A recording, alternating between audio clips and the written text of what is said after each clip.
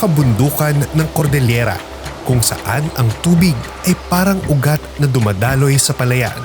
Matagal nang magkasama ang palay at ang isang munting nilalang, ang yuyu o heirloom rice loach. Minsan itong bahagi ng araw-araw na kabuhayan, nutrisyon at kultura ng mga taga-Cordillera. Ngunit sa paglipas ng panahon, sa pagdami ng pestisidyo, pagbabago ng klima at pagbabago ng paraan ng pagsasaka, unti-unti itong nawala. Ngayon, muling binubuhay ang ugnayang ito sa tulong ng agham, tradisyon at komunidad. Ang yuyu ay maliit na isda na naninirahan sa malamig, mababaw at maputik na tubig ng palayan. Mayaman ito sa protina, calcium at vitamin B12, isang mahalagang pagkain noong hindi pa abot kamay ang mga produkto sa pamilihan. Sa mga palayan ng Hungduan, Banawe, Mayoyaw at iba pang lugar sa Cordillera, likas itong kaagapay ng palay. Kinakain ito ang mga pesteng insekto, ine-aerate ang lupa at nagbibigay ng dagdag na kita at pagkain ng pamilya.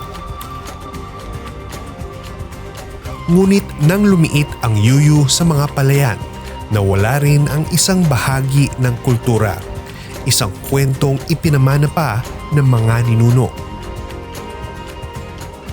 Adu ti yuyu di ubing kami pa lang adu ti yuyu isu ti alalain ni nanang ko nga isidsidami isu nga may meti ay nga ti usarin na nga agala ti yuyu ket ti ubor nga ko nami di bumayagen naawanin ti yuyu nga bumasbasita isu nga adapay ti kuhol adati kuhol ket naawanin dagiti yuyu bumasit kan nga hamit nga amin ket na awan isu nga itoy adapay lang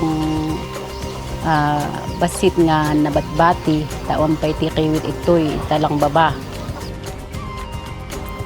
Upang maibalik ang balanse ng tradisyon at kalikasan, inilunsad ng Department of Agriculture, Bureau of Fisheries and Aquatic Resources ang Heirloom Rice Loach Project. Layunin nitong pagsamahin ang katutubong kaalaman at modernong teknolohiya para palakasin ang organikong rice fish farming. 15 municipalities, 4 provinces, 236 beneficiaries, 162,424 square meters validated area. 2 pangunahing mekanismo ang ipinapatupad. Component A, pagpapakawala ng 2 hanggang 3 buwang gulang na yuyu fingerlings sa heirloom rice paddies upang lumaki sa natural na kapaligiran. Component B, paglalagay ng yuyu breeder stocks sa isang napakaloob na bahagi ng palayan upang magpatuloy ang natural na breeding at produksyon. Iba-ibang schedule kasi 4 po na provinces actually ang cover namin. Ifugao, Kalinga, Mountain Province, and Benguet. Ang naunang nabigyan is sa Atok, Benguet. Nung last year, kasi nag-start ito nung 2024, July 2024 ang start niya.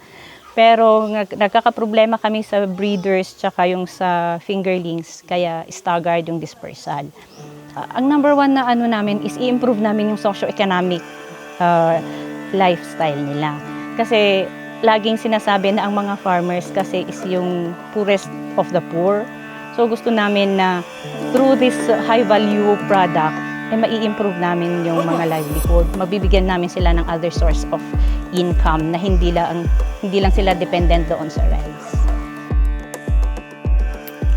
Kasama rin dito ang pagsasanay sa pond preparation, trenching, paglalagay ng mesh nets, predator management at induced spawning upang masiguro na kaya ng mga magsasaka ang tuloy-tuloy na produksyon. Sa Hungduan, Banawe, Mayoyaw at iba pang lugar sa Cordillera, muling umuusbong ang palayang may yuyu. Ang dating alaala ng sabayang produksyon ng palay at isda, ngayon ay isa ng organisado at mas ligtas na sistema.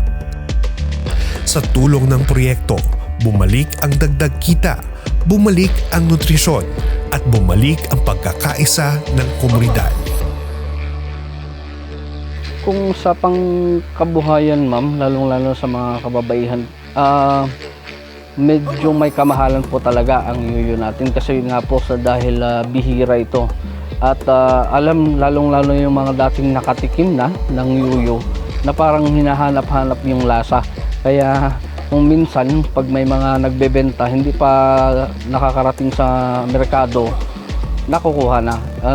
Mostly naglalakad pa nga lang na bit-bit yung mga yuyo natin na nabebenta na kaagad. Hindi na kailangan pumunta sa market or sa mga pamilihan. Hindi matatamo ang tagumpay kung walang matatag na kooperasyon.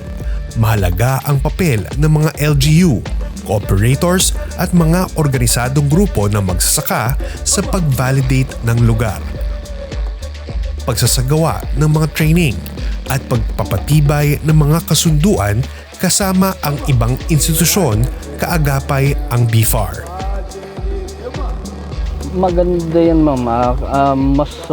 Kung mapaparami natin, baka siguro ang isa kasing naapektuhan din ay yung ating municipal ordinance kasi dati ito yung one town one product ng Hongduan, kaso nga lang nung nagkaroon na tayo ng kiwit or mga problema sa palayan, nawala.